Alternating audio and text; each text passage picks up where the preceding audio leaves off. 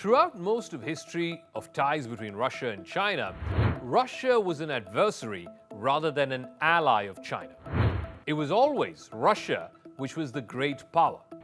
China, through much of the 17th, 18th, and 19th centuries, was humiliated by so-called Western imperialism. As history has shown, whenever Russia and China's interests collided, Moscow has seldom hesitated to confront Beijing. And history has also shown us that the stronger that Russia was, the more willing it was to confront China directly. Russia has grabbed roughly 1 million square miles from China, through the treaties of Aigun as well as Beijing. This was back in 1858 to 1860. This was an area called Outer Manchuria.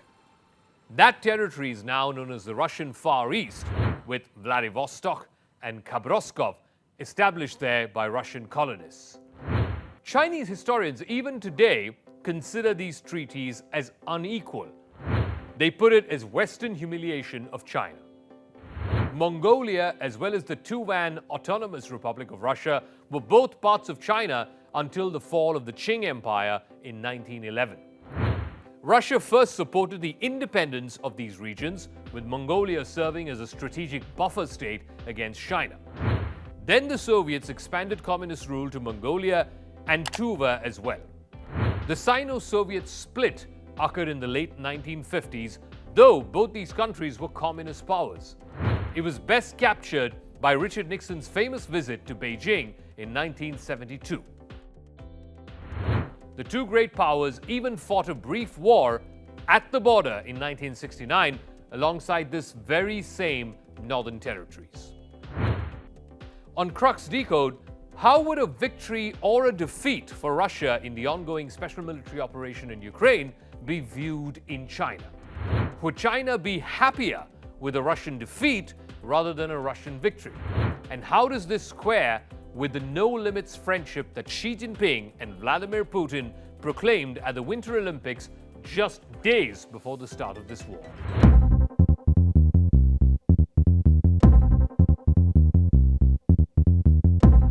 Things started getting better between Beijing and Moscow only after the collapse of the Soviet Union.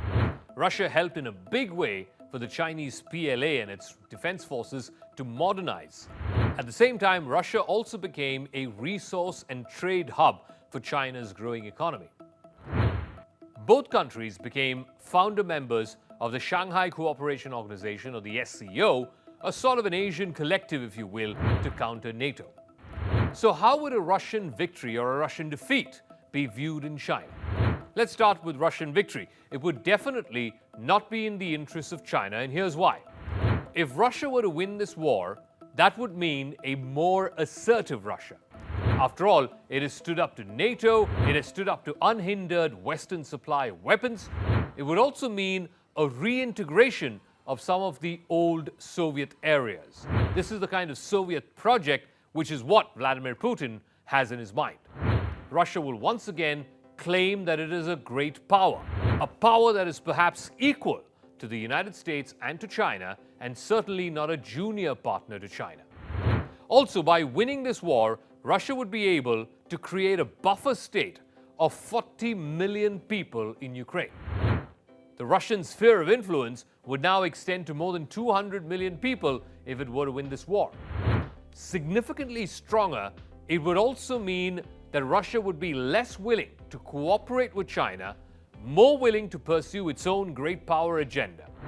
It would be willing to pursue it to a degree where it may even harm Chinese interests. Russia will certainly not play second fiddle or junior partner to China if it were to emerge victorious against Ukraine. However, a Russian defeat or even a negotiated settlement, particularly if it comes at the end of a prolonged war of attrition, it significantly weakens Russia. It also isolates Russia from the West. At the same time, Russia would be put in a position where it has no other option but to become a junior partner in a Sino-Russian alliance.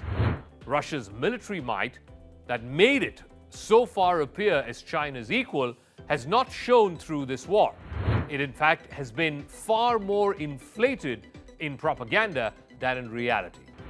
A defeated Russia will also have to depend far more on China for trade linkages and to keep its economy afloat, particularly because of Western sanctions. The terms of that engagement will be far more favorable to China than it is to Russia. But this Chinese victory in a Russian defeat has its own limits, because China will also want to ensure that the current power elite in Moscow continue to rule. A weakened Vladimir Putin may be China's best ally. Even if Putin were to be displaced, China would be placing its bets on anyone from the current ruling elite to safeguard Chinese interests in Russia. Any regime change in Moscow will only bring a government that's closer to the West, and that is not in China's interests. But there's also one more geo-economic reason for China to view Russia with suspicion, and that is because of Siberia. The vast area just north of China, it's sparsely populated, but it has enough natural resources to keep the Chinese economic juggernaut going.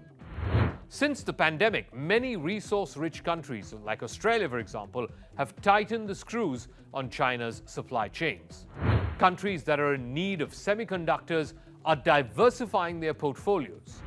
So China needs an endless supply of natural resources to keep its growth economy going. Which is why, after its initial support to Russia, China has now toned down some of its support. In fact, it has mostly abstained in most of the Security Council as well as General Assembly votes on Russia. There's hardly been any contact between Putin and Xi in the last few weeks. There have also been, and this is important, conciliatory statements from the United States that have been received well in Beijing.